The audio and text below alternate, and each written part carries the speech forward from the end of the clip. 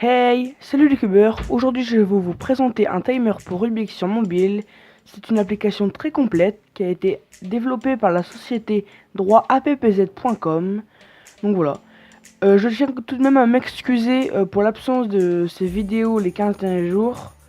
Car j'avais en fait un examen.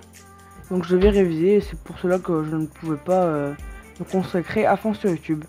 Donc voilà, sur ce, bon visionnage. Donc voilà, on se retrouve sur mon téléphone. Donc l'application est juste ici, elle s'appelle Speedcube Timer. Voilà, je vais faire un petit zoom au montage. Pour l'installer, c'est très simple. Il nous suffira juste d'aller donc sur le Play Store.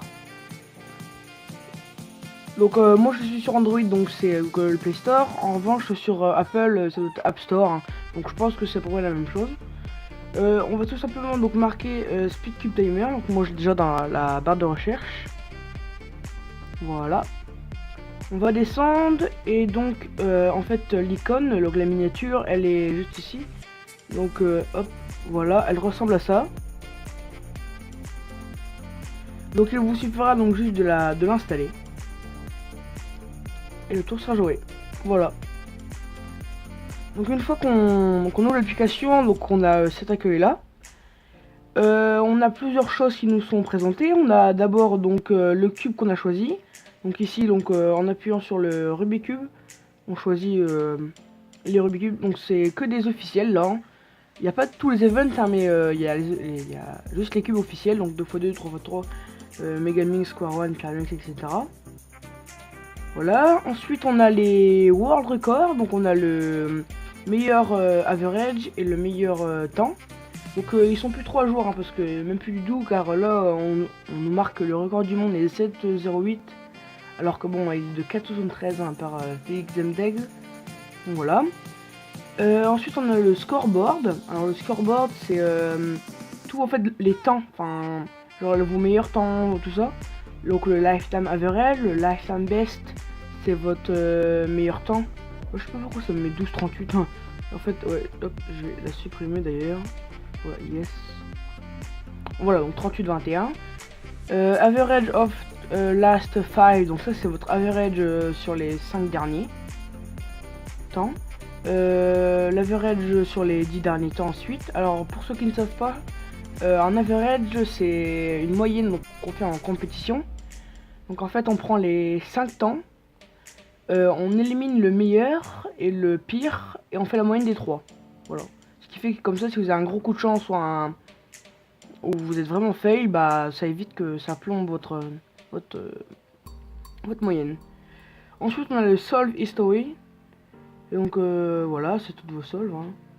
Je tiens aussi à m'excuser pour mon accent d'anglais pitoyable. Voilà. On va prendre, je sais pas, par exemple 4x4. Voilà, j'ai fait un temps, mais ça c'était pas moi, c'était un ami. Donc ensuite on fait start. Donc on a le temps donc qui va s'afficher, donc vous voyez les 6 zéros. Scramble, ça c'est le mélange, donc DW, UW, etc. Ensuite on a encore le scoreboard, donc 2,48, 17, 2,48, enfin voilà.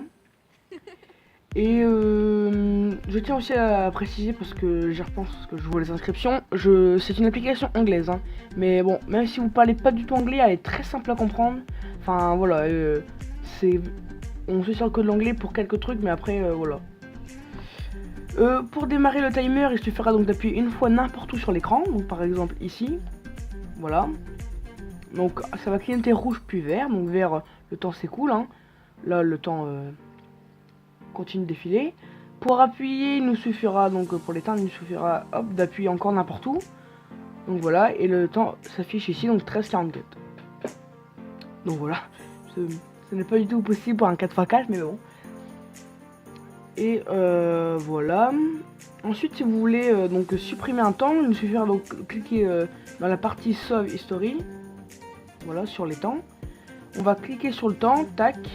Et en fait là, on va faire yes si on veut le supprimer, ou no si on veut pas supprimer. Donc là, je vais faire yes, et voilà.